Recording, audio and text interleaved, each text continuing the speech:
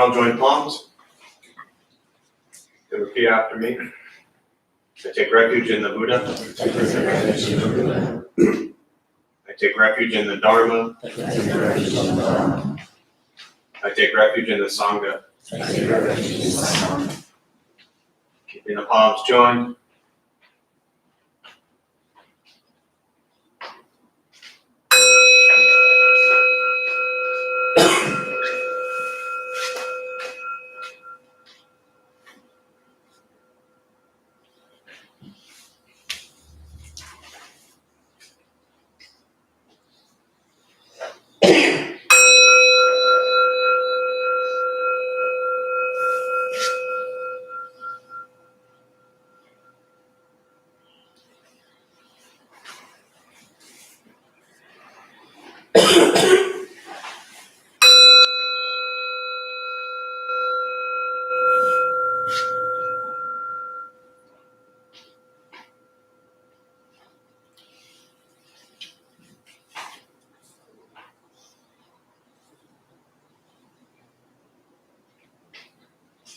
Palms down.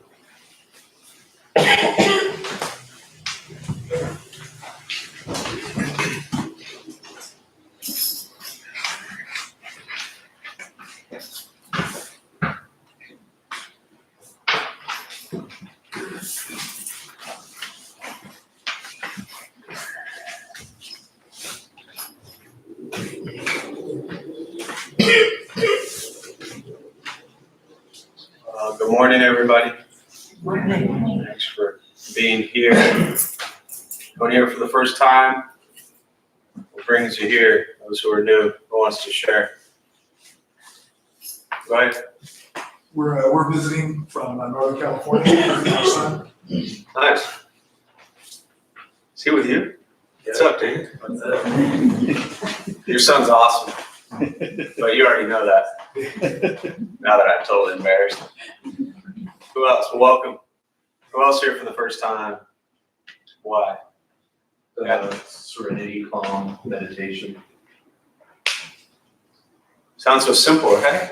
Don't they make apps for that stuff nowadays? I think it's actually called that, Serenity, Calm, and Meditation. For $12.99 a month. You get it? Yeah, glad you're here. Thanks. Anybody else for the first time? Why? Yeah, in the back. Curiosity. Curiosity for about? Trying to simplify my life. Curious on how to simplify your life, or curious on if you should simplify your life? Curious on how. So you're already at the point where you know you should simplify your life. Yeah. Okay, that'll make this easier. Yeah. Anyone else want to share? Yeah. To start meditation. To start meditation. Brand new, never done it? Done it a little bit. Yeah.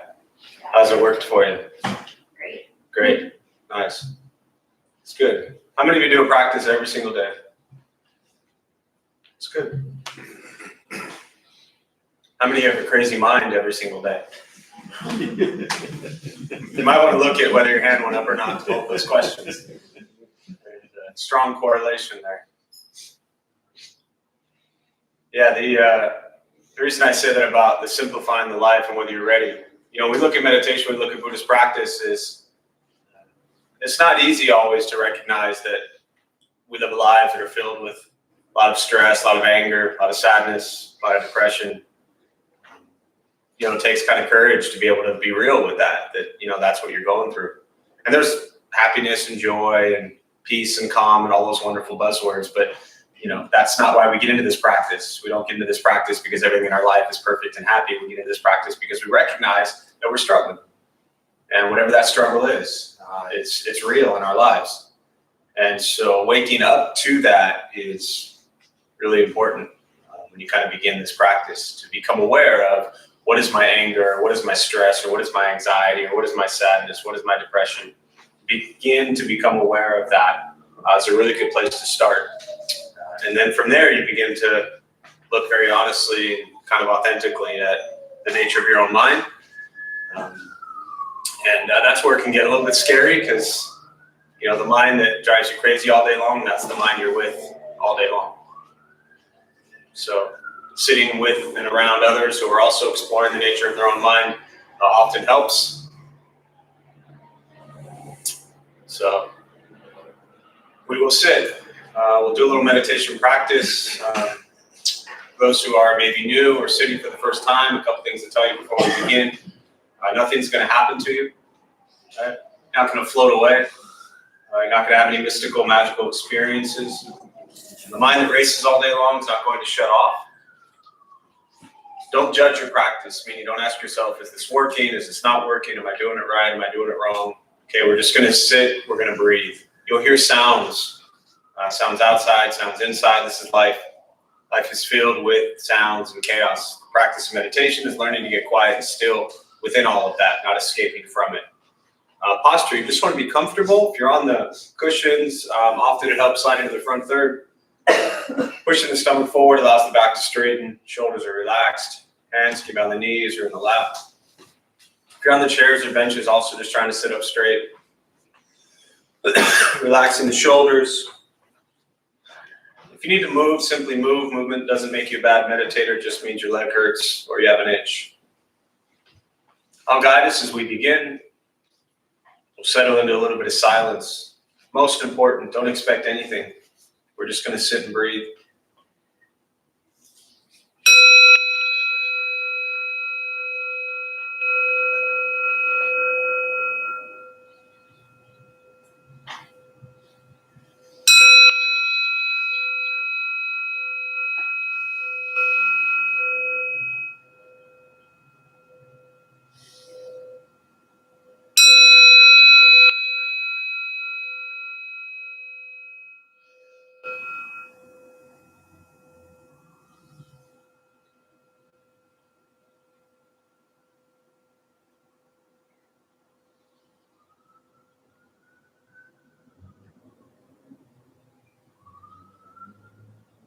And starting with the eyes closed if comfortable, or slightly open. Mouth open or closed. We'll start with taking 3 deep breaths, slowly.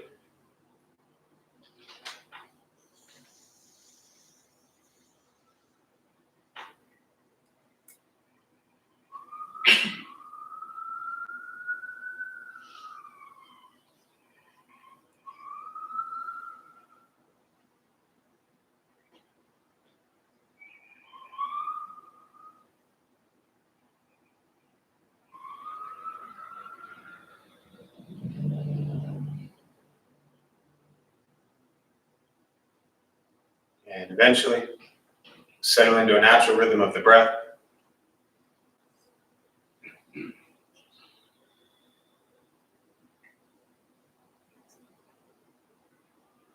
Noticing the mind as it wanders, jumping from thought to thought.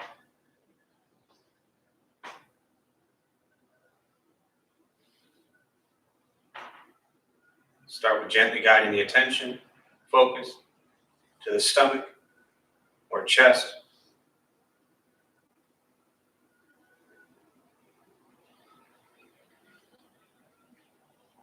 Breathing in, feel them rise.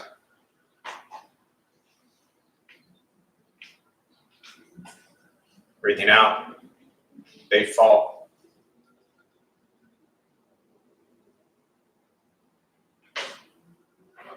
Simply going to continue this practice, observing sensation of breath, expecting nothing but to sit and breathe.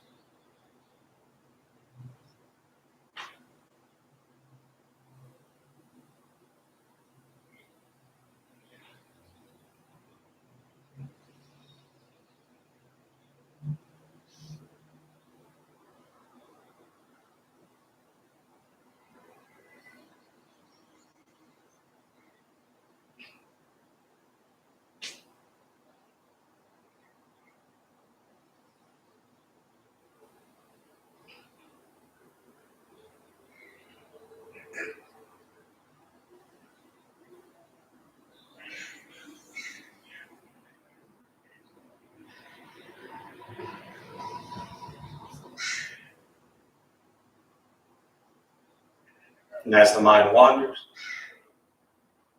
lost in thought, recognize it.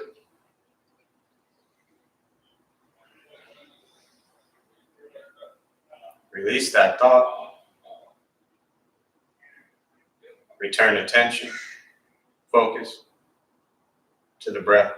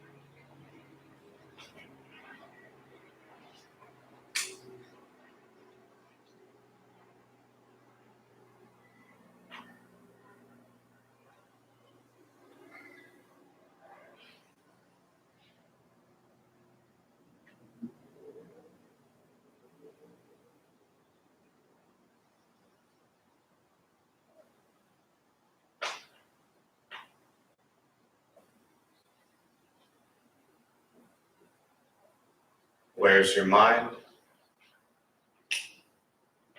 Lost in thought.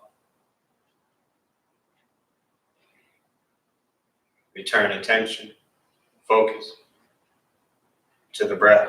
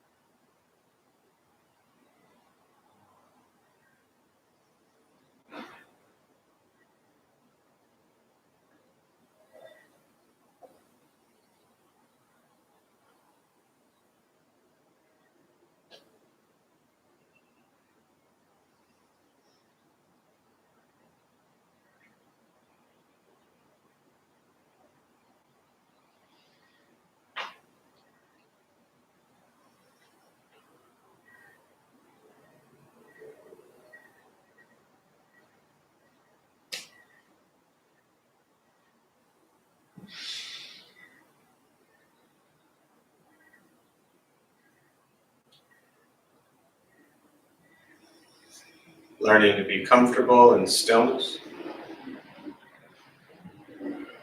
in quiet,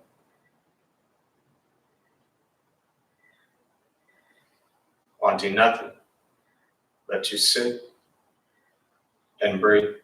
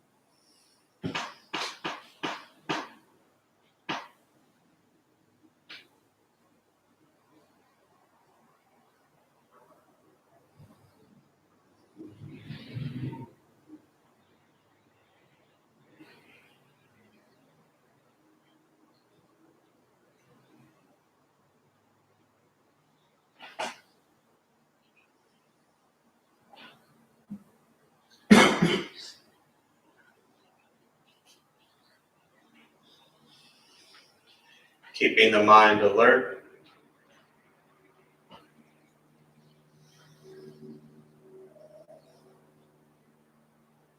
Aware of each sound.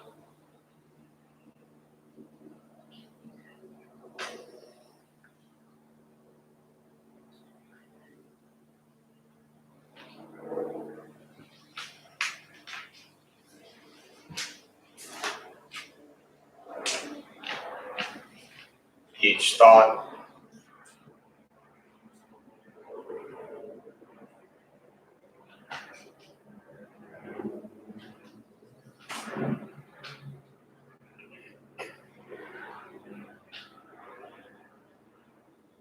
Each physical sensation.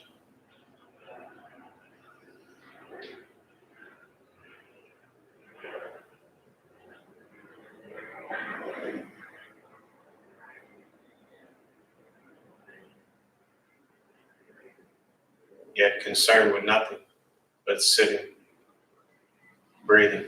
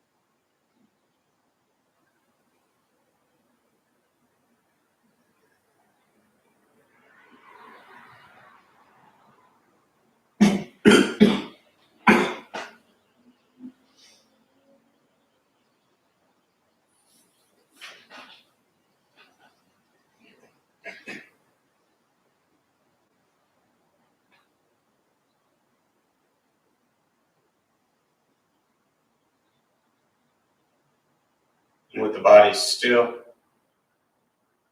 rested, and the speech quiet, aware of all sounds,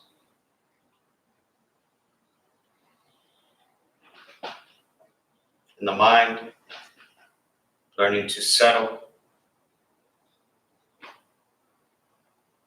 know what it's like to just sit and breathe.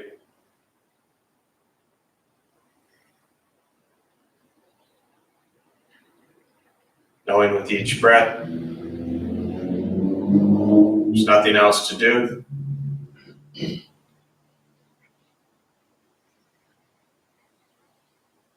Nowhere else to go.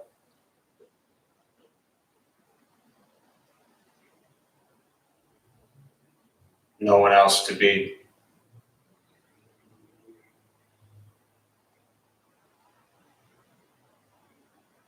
Everything beautiful, just as it is.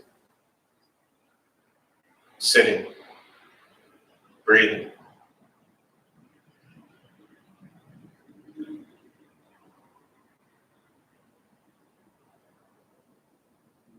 Once again, taking 3 deep breaths, slowly.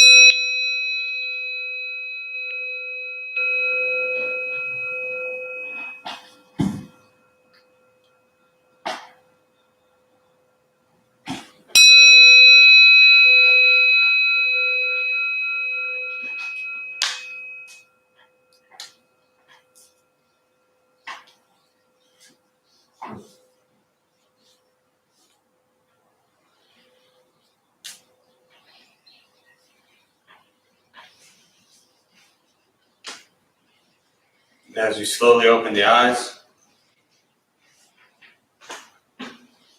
slowly begin to move. Most important, the practice of meditation is to recognize how you feel now, immediately after. Compare this to how you typically feel throughout your day. Recognize the difference, if there is one. And ask yourselves how you prefer to feel every day for the rest of your life. And realize every feel now, it's quiet, calm, still, or a busy mind, racing mind, whatever you're sitting with at this moment, has nothing to do with anything I said. It's nothing to do with how you sit, hold the hands or cross the legs. It's nothing to do with the sounds around us or anything else for that matter. It's everything to do with your own mind and your own mind's reaction to an external condition. This is what the Buddha called pratitya samutpata, means dependent origination. This is the basis of the Buddha's awakening. The word Buddha simply means awakened. He was a human being, no different than anyone in this room, but began to understand why he suffered, why he got angry, sad, depressed, stressed, anxious. He began to understand the causal relationship of all phenomena. What that means very simply for every one of us in this room, regardless of where you come from or what you believe in or where you think you're going, your whole life is filled with things that happen. You react. More stuff happens, more reactions. That's it. That's what we get. The practice of meditation is learning what it's like to respond to something quietly, peacefully, still. Because for most of us, the way you responded to the last 20 minutes is quite different from how you respond to everything else that's happening throughout your days. And so all we're working on is closing the gap where the way you feel now is closer to how you feel always. Just as driven, motivated, productive, successful, whatever that means to you in your respective lives. But with a mind that's steady, clear, focused, distracted by nothing, and disturbed by no one. This practice is not easy. It's not necessarily fun. Meditation is not an escape, as often people think it is. It's not closing your eyes and pretending you're sailing down a river and looking at all the birds and trees and flowers and thinking everything is grand. Life is filled with chaos. This practice is learning to get quiet within it. Learning to sit with ourselves is sometimes the hardest thing to do, but it's also the most important. Taking care of mental, emotional health and well-being should be a priority in our lives, but for some reason it's not. We're often too busy, too many things to do, too many places to go, too many things on our list to get done.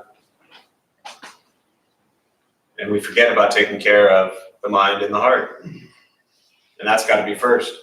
It's the foundation of everything else in your life, your family, your friends, loved ones, work, strangers on the street.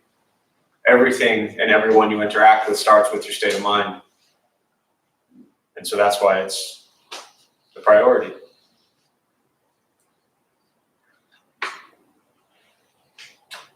Once we stop trying to change, fix, control, manipulate everything and everyone around us, which is where we spend so much of our time, hoping they do this, hoping they do that, wishing they would do this, wishing they would do that, why did they do this, why did they do that? So much time trying to question and control others. Very little time working on our mind and our reaction to others. This practice is about going inside yourself and beginning to recognize what you think, what you say, and what you do. That's the essence of this practice. To work on thinking good thoughts and speaking good words and doing good deeds, that's it. That's the hardest thing. So my first teacher always said 16 years ago, she said, Jeff, you just have to think good thoughts, speak good words, and do good deeds. I was like, wow, 3 things, that's it. Phenomenal. Well, 16 years later, still haven't quite figured that out. But that's why we call it a practice. The things that everybody shows up here for, which we put it into different words, and it's a different situation for each person in this room as it is for everyone outside this room. But most people are seeking some sort of peace, calm, serenity, whatever that word is for you.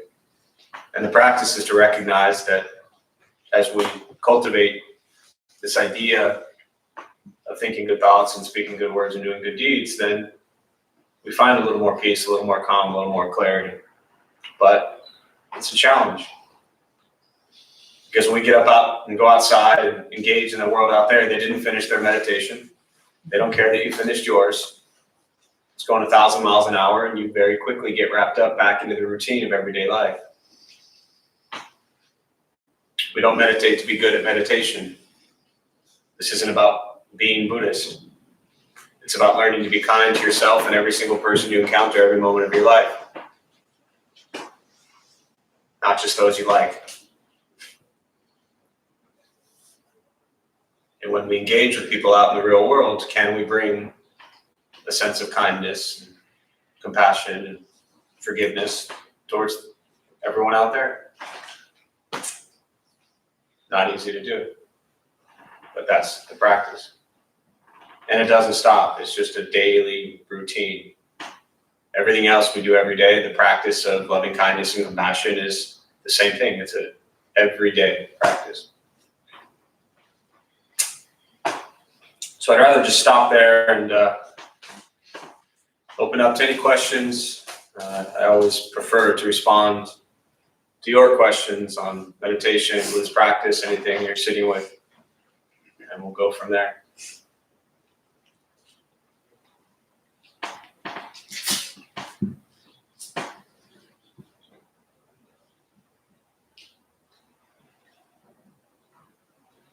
Yes. Is anything going to happen to the space where the mural used to be on the front of the building? Yes. Oh. Next question. Or no. Or maybe it already happened. Maybe you missed it. Your questions crack me up always. I knew the second your hand went up that the question was going to have nothing to do with practice. That's why I was laughing. Now I'm just teasing you and embarrassing you and sincerely apologizing. But yeah. When I meditate, I try to go to one of my favorite places, but I'm still having a thought in my mind of this place. Yeah. So is that okay, or is that not meditating? It's terrible. Never do that again. How dare you try to go to a happy place in your mind? That's a great question. Not as good as the prior question, but about the mural. Let me start by saying this. There's 1,000 different ways to meditate. None of them necessarily good or bad or right or wrong. We're all different people. We come from different backgrounds, different religious beliefs, different ways of seeing the world, and we like different food. So with meditation, it's going to be the same way. Find a practice that benefits you, that works for you. Ideally, you don't have to pay a bunch of money for it, or, and that it helps you do kind things. But ultimately, there's no right or wrong way to meditate, right? But with the example you gave of kind of going to your happy place, for me as a Zen practitioner, the practice is to be silent. Now, even in this, which we call the intro to Buddhism meditation, I do a little bit of guiding, but the guiding is really, if nothing else, it's more to just remind you that you're lost in thought and bring you back to the present moment. Going to a happy place, a happy thought, is a wonderful thing. But if we find ourselves constantly having to go to a happy place, what does that mean? What's wrong with the place you're in? Mentally, I don't mean physically, well, unless you hate this place, but right? That's the idea, is that we're often mentally, emotionally in an unhappy place.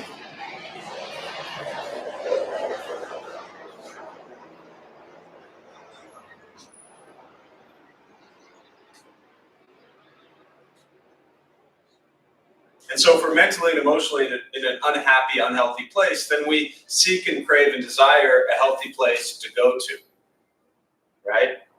Going to a happy place and having a happy thought is much better than the alternative. But the practice ultimately is, to me, what I've learned and how I practice it is to try to get to a place where we don't need to go anywhere. Thoughts arise, they pass. Some pleasant, as the Buddha taught, pleasant, unpleasant, and neutral, right? The word Buddha just means awakened. He was just a human being who figured out that the nature of his suffering came from one place and one place only, his own mind. So if we're often trying to escape, when you sit in silence for 5 minutes, who are you stuck with? Yourself, right? I'm sure you're a great person, but being stuck with ourselves is often scary. So practice learning to just use sensation of breath. You could focus on a candle, an incense stick, a shoe, a bottle of water. If you focus on one thing for a short period of time, what are you not focused on? Everything else. When we focus on everything else, how does that tend to make us feel? Yeah, stressed out, anxious, overwhelmed, whatever that word is. So to sum it up, find a balance is my suggestion.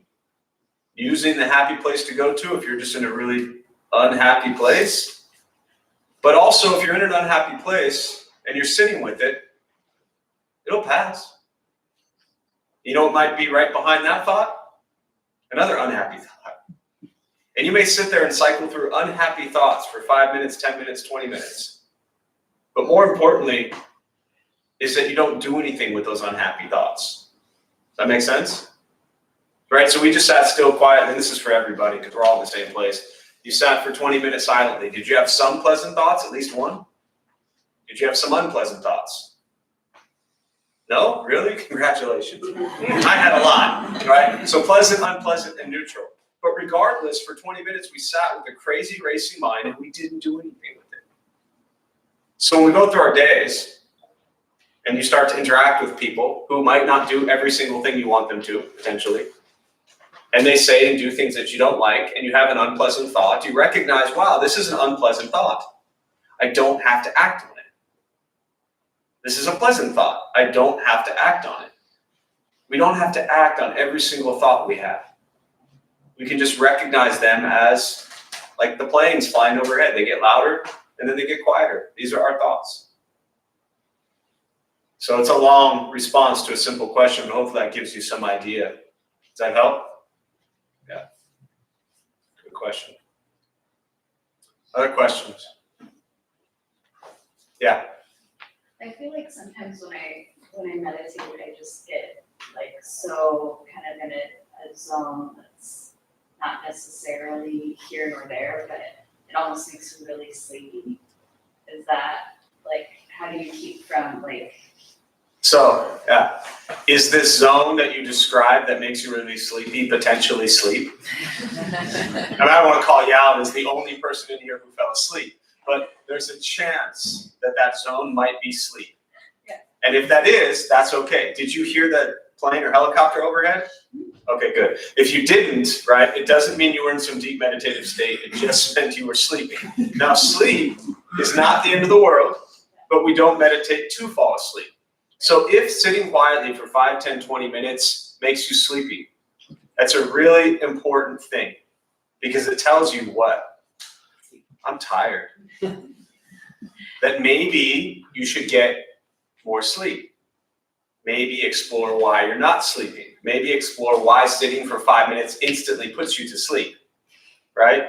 Does that make sense? Another great thing to do from keeping to fall asleep, and for me, again, is the Zen practice is eyes open. It's really hard to fall asleep with your eyes open. I've tried, all right? And I don't mean kind of looking around, but you just pick a spot about off the edge of your nose, right? So for you to be kind of looking at the bench or chair right in front of you, about 2 feet in front of you, kind of, you can all try this with me right now. So close your eyes and then open them just slightly to where you can begin to see down about, at an angle off the edge of your nose, not at your nose, you get dizzy, 2 feet in front of you. And just hold your attention at that spot. Now you'll have a tendency to want to, especially if you're tired, to want to close the eyes and then you go to sleep. Meditation is not about sleeping, it's about waking up. How do we live our lives? Eyes open or eyes closed? Eyes open. So at the end of the day, if you're exhausted and you're not sleeping well, what I just told you to do, eventually they're just going to shut and you're going to fall asleep anyways.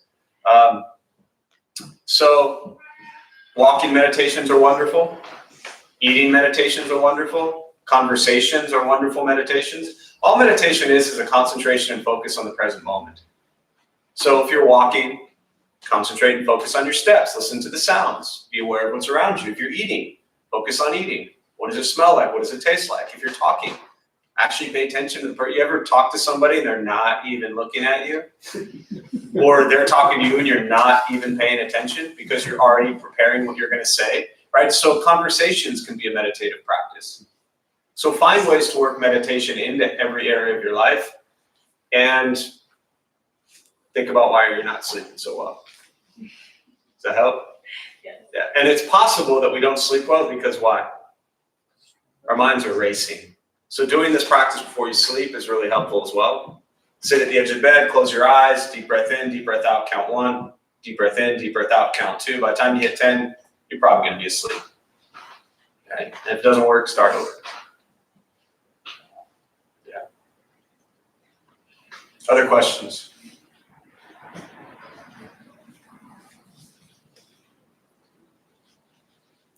Recommend a green tea over coffee? Green tea over coffee? Yeah. Sure. Okay.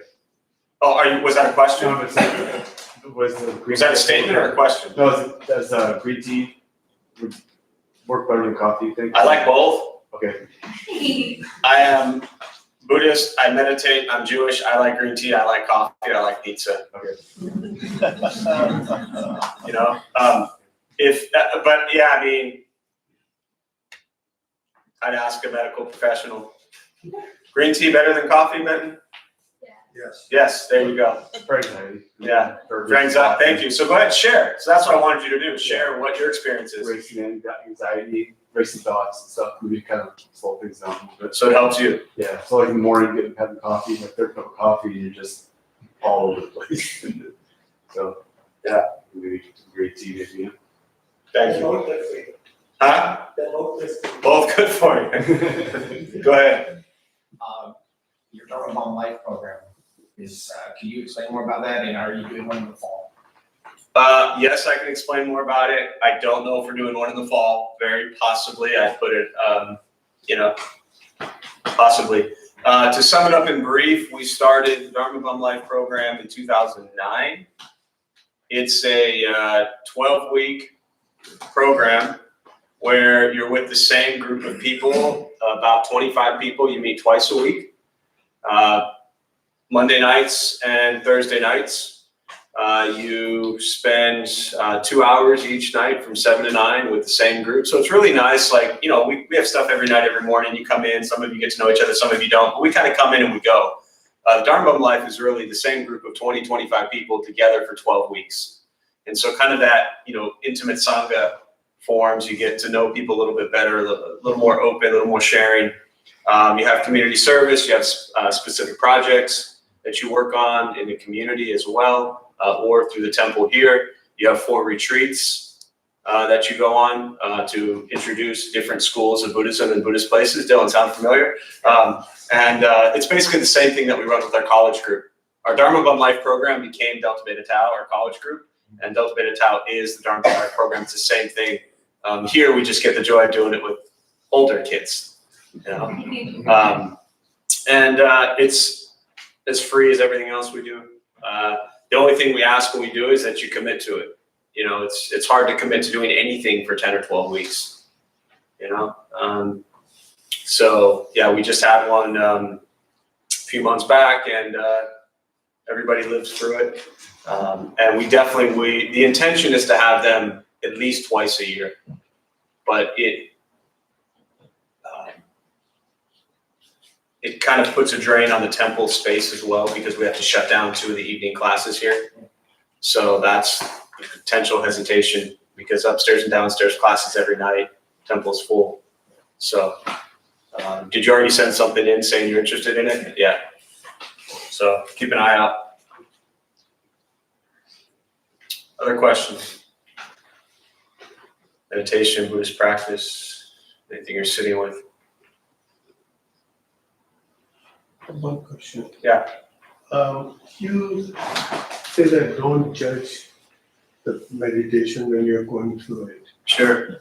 Is it unskillful to want to have a good experience in meditation? Sometimes you said terrible experience, sometimes it's better. Mm-hmm.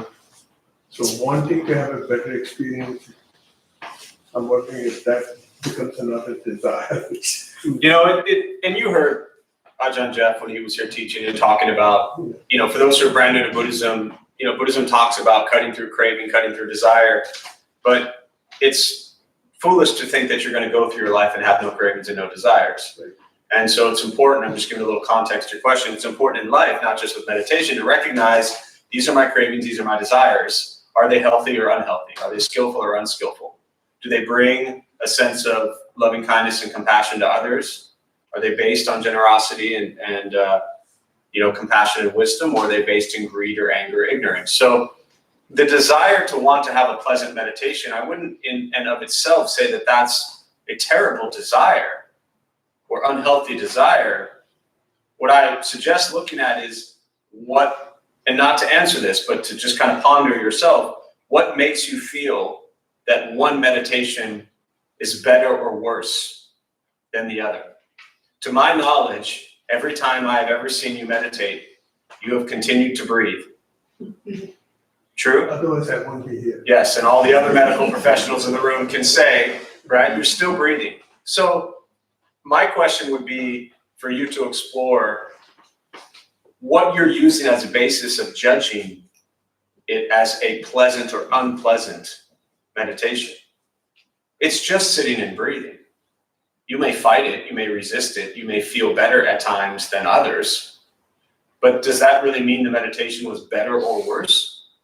Because it sounds like there's a goal. If there is no goal with meditation, if it's just sitting and breathing, and you're not trying to achieve or attain anything, and you're just learning to be, where's the scale that judges better or worse? I was using more racing mind versus less racing mind as my criteria. And it's your racing mind that is judging and critiquing the racing mind or the not racing mind. Exactly. So there are times during your meditation where you're saying, my mind is racing less than yesterday, which is also the racing mind. I would abandon that scale completely. Just sit, breathe. It's important. And then when we look through our lives, how often we judge and critique everything else. To me, meditation is just a reflection of what we do in our daily life. It's not separate from our daily life. And if you're one who goes, not you personally, but for all of us, if we go through our days and we're constantly judging and critiquing others, maybe we shouldn't. A lot? Is that what you said? I said, and myself. Oh, and yourself, right. So it's really not even so much about the meditation. It's just you're wired, the way you've conditioned your life is to constantly critique and judge yourself for everything. Even if there was a perfect meditation and you did it, you probably wouldn't think it was good enough. So it's really not about the judging of the meditation. It's about the judging of yourself, which I don't think is skillful. Now, there's a tiny bit that would say, maybe if I'm a mean, angry person, I'm going to be aware of that and work on being kinder and gentler to others, but to do it without the hatred or the guilt or the pressure. You know? Thank you. Yeah. You have given me a lot to think about. I try to at least get you through another few days. Yeah, I see a hand, I think. Yeah, oh yeah, go ahead. I was gonna say, I think the judgment comes in for me too, and just how long I meditate. Like, I think if I meditate longer, it's better. I did Right. better. Yeah, I would definitely abandon that idea. You know, often it's like when I go into the community, I sit in schools, not in this context, but schools, prisons, hospitals, military, wounded warriors, you know, victims of abuse, Little League All-Star teams, you name it, right? And I do just a 5-minute meditation. And often people think that if we sit in meditation longer, that means better, right? Often if someone does a daily 5-minute meditation, all of a sudden they're like, okay, I'm gonna bump it to 7 minutes. From 5 to 7 minutes, they're doing a number of different things, which is often, has it been 7 minutes yet? We now have more time to work on our laundry list, our to-do list, our shopping list, whatever it might be. So it's more, to me, the practice about the quality of sitting and breathing, not the quantity of how long we sit. Right? One guy years ago, he would say, I was at a convention somewhere, and you know, we did a 5-minute meditation, as I always do, and afterwards he shared that he would go on bike rides for 2 or 3 hours. And the feeling he would have after the 2 or 3 hour bike ride was the same feeling he had after a 5-minute meditation. And he joked, he said, thanks, you just saved me a lot of time. You know? Apparently there's somebody out there who sold millions of copies of a book called like the 7-minute meditation something or 8-minute meditation something, you know? Again, it's not about the amount of time. But again, it does come back to the fact that we grow up thinking we have to be better. That everything we're doing often is not enough. We put so much pressure on ourselves. We get pressure from others. Right? There's a lot of pressure we put on ourselves and that we carry. And the meditation experience itself should not be stressful, right? It shouldn't be judged. It shouldn't be critiqued. It should just be experienced. Sitting and breathing is just an experience. Observing life is just an experience. Be in the experience. Yeah. Yes? So when these masters go and meditate for hours out in the hills and stuff, are they wasting their time and their lives? No? They're not. What are they doing that? Sitting, we shouldn't? breathing. I didn't say you shouldn't sit longer, did I? Well, it sounds. You can look at the from tape, we're looking at recording. them, that would be the ultimate, because they're both masters. There's a lot of assumptions you're making there. The simple thing to say is, one, you'd have to ask them. The other way to look at it is, it's not a waste of time. Anyone here waste any time? I'm sure. Right? My suggestion always is not to focus on what they are doing and why they're doing it, but are we wasting time? Right? Well, if I look at a great guitar player, whatever, they practice for hours. Yes. So if I wanna be like them, I guess it's best to do what they do. If you want to be like them, you want to be a great guitar player. You probably already are a great guitar player, right? My guess is, other than maybe one random person in this room, nobody in here wants to spend your life in a cave in Asia somewhere, right? So why try to be like them? My feeling was they are wasting their life. Yeah, and they're feeling, that's my point, is there you are throwing a huge judgment on people you don't know anything about, right? I think I wasted so much of my life doing things that are just meaningless, right? The cultivation of wisdom and compassion, to me, is the greatest thing to do. To learn to get quiet, to overcome all these cravings and desires that if I have more, get more, be more, do more, if I'm better, if I'm stronger, if I'm faster. It is all of these things in my mind that created so much suffering. That for me, I've sat for a long period of time. It doesn't matter. It's not how one lives their life right now. They're definitely not wasting their life. Now, they wouldn't point to us and say, we are wasting our lives. That's why I didn't say that. I'm just throwing out for us to ask ourselves, right? Are we wasting our time? That's really the question. But to add to that, because, well, I've known and loved Al for a long time now, that there is great value and benefit in sitting for a long time. Absolutely. But not if sitting for that amount of time is sitting there wondering if you've sat long enough or if you're doing it right. What's your name? Eric. Eric. So how new are you to meditation? How what? How new? I've tried it on and off for a while. So pretty new. Yeah. Yeah. You don't have a daily practice. So if I said to Al, did you say Al? Eric. Eric. I don't know where I got Al. That was Al. If I said to Eric, go sit every day for 3 hours for the next 3 years, you know what the likelihood of that happening is? 0. If I say to Eric, can you try 5 minutes every single day? It goes up to like 0.1%. I like those odds. So of course, I'm not going to present it as go sit for hours on end, because to us, it would be a waste of time, because our goals and our intention and our motivation in life is very different from those who are doing it that you're describing. Does that make sense? Yeah. Very different intention. Once I was in the practice very regularly, and I did go to that place, and it wasn't sleep. Yeah. To me, it was like a drug. Wow, I want more of this, because that was really nice. So Yeah. I did from 5 to 7, 10, I was up to maybe 20 minutes Yeah. of quality time. Yeah. And then I just kind of lost it. The challenge is when we, and not just for you, Al, but for everybody, when we start to compare our practice or our lives. And the funny thing is, often the questions are around, I've never heard the question, how long should I be nice to people? Nobody ever asks that question. Nobody says, should I be nice to people for 5 minutes or 10 minutes or 20 minutes or an hour? Nobody ever says, should I go fly halfway around the world, sit in a cave and go be nice to people? No, we are so lost with this idea of meditation, thinking that it's some grand thing.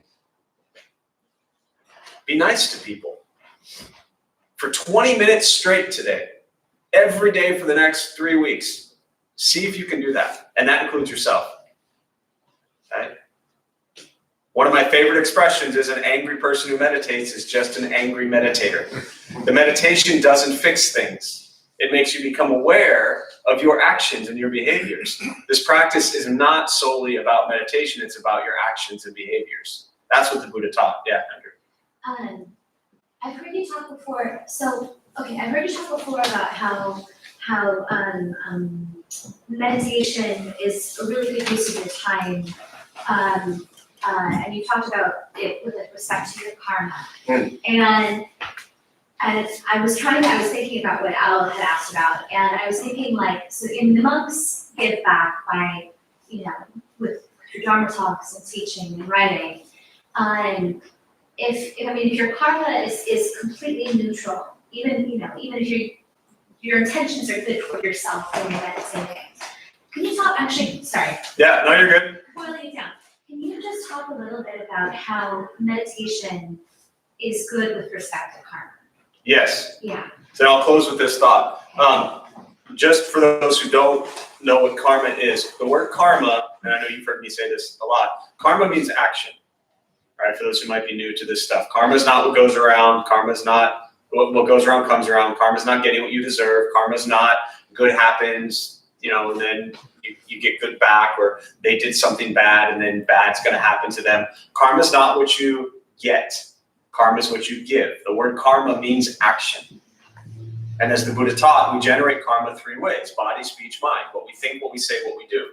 So imagine you're playing pool and you see a cue ball hits the rack. Every single time, every ball goes into a different direction. Our entire lives, we are that cue ball. Everything we come in contact with, every person, place, or thing, we impact. So the practice of how meditation and karma is kind of tied together, that whether you're a monk or a nun or a lay person, like all of us, when we sit in meditation, and if we generate karma 3 ways: what we think, what we say, and what we do, right?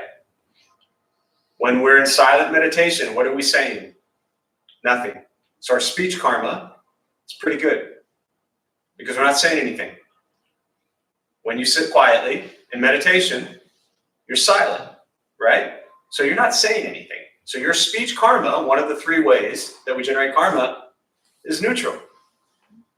When we sit relatively still, right? Our physical karma, our action, also neutral. We're not moving, okay? So that stillness is not impacting anyone. The last thing is we generated body, speech, mind, what we think, what we say, what we do. So we got the saying part down, we're silent. We got the doing part good, we're still. Now we're left with the mind. That's where we're all kind of stuck. Because our minds race and race and race. But that's where, for me as a practitioner, I say, even if my mind races to unpleasant or unhealthy thoughts, it's just the mind and I'm not acting on them, right? Often if we, do something harmful towards someone, there's an action. But before that action was thoughts or words. It's almost positive with respect to your mind, because you're sort of training yourself to focus on the intent of your actions. Absolutely. And that's ultimately what the practice is about, is exactly what you just said, the intention of your actions. That's every moment of our lives. And this doesn't matter what religion you come from, what race you come from, what gender identity, sexual orientation, any of that kind of stuff. What is the intention behind our actions? That is the entire basis of the Buddhist teachings. Does that help? So I'm going to close on that. We'll join palms. May the benefit of this practice be shared with all beings in all directions. May all beings be at peace. May all be free from suffering. May any merit gained from this practice be transferred to Andrew during his time of suffering. May he be at peace and free from suffering. May we all be at peace and free from suffering.